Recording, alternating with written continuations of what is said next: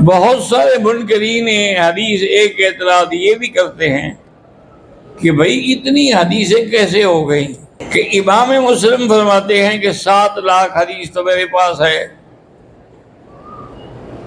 امام حاکم بھی کہتے ہیں 7 لاکھ میرے پاس ہے، امام بخاری فرماتے ہیں کہ مجھے 2 لاکھ حدیث صحیح اور 1 لاکھ حدیث ضعیف یاد ہے۔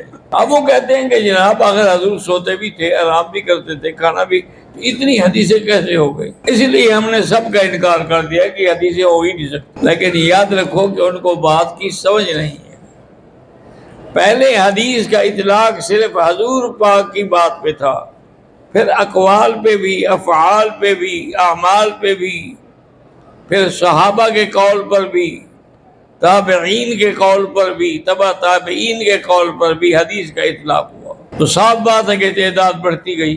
پھر علماء کرام محدثین نے اگر ایک حدیث کئی سندوں سے ملی ہے تو اس کو ایک شمار نہیں کرتے، جتنی سندیں ہیں اتنی حدیثیں بناتے ہیں۔ آپ جیسے سمجھ لیں کہ انما الاعمال بالنیات، اس کو 700 راویوں نے روایت کیا ہے، محدثین نے اس کو 700 حدیث کہا ہے۔ اس لیے ہمیشہ صرف اعتراض کر دینا کہ اتنی حدیثیں جی کیسے ہو سکتی ہیں اور کیسے محفوظ رہ سکتی ہیں، حالانکہ حضور صلی اللہ علیہ وسلم کے صحابہ نے، تابعین نے، تبع تابعین نے جو فن اسماء الرجال لکھا ہے اس کی دنیا میں کوئی مثال نہیں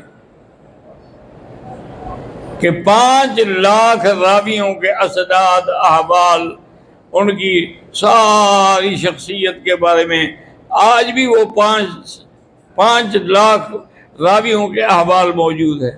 تو جو لوگ اتنا احتیاط کرتے ہوں تو حدیثیں غلط کیسے ہو سکتی ہے؟